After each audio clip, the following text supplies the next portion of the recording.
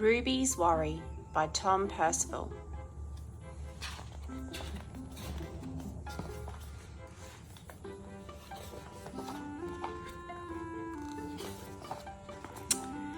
Ruby loved being Ruby.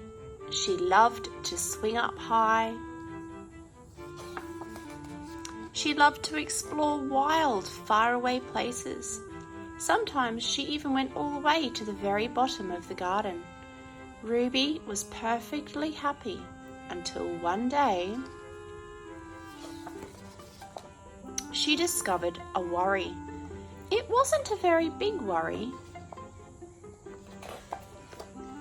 In fact, it was so small that at first Ruby hardly noticed it. But then the worry started to grow. Each day it got a little bit bigger. It just wouldn't leave her alone.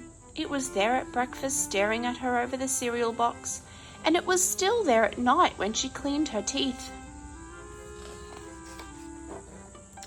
The funny thing was that no one else could see Ruby's worry, not even her teacher.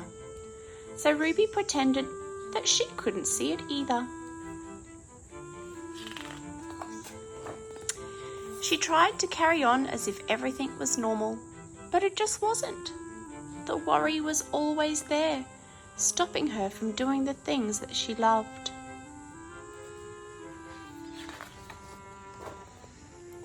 Ruby wondered if the worry would ever go away. What if it didn't? What if it stayed with her forever? Ruby didn't realize, but she was doing the worst thing you could ever do with a worry. She was worrying about it.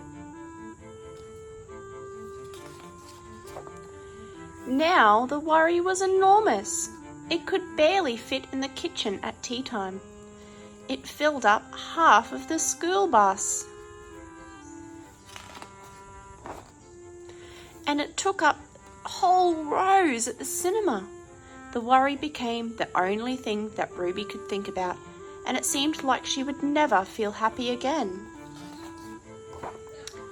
Then one day, something unexpected happened. Ruby noticed a boy sitting alone at the park. He looked how she felt, sad. And then she noticed something else, something hovering next to him. Could it be a worry? It was.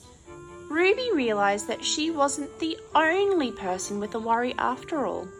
Other people had them too. She asked the boy what was on his mind, and as he told her, the strangest thing happened. His worry began to shrink. Then Ruby did the best thing you could ever do if you have a worry. She talked about it. As the words tumbled out, Ruby's worry began to shrink until it was barely there at all. Soon, both of their worries were gone. Finally, Ruby felt like herself again. Of course, that wasn't the last time that she ever had a worry. Everyone gets them from time to time. But now that she knew how to get rid of them,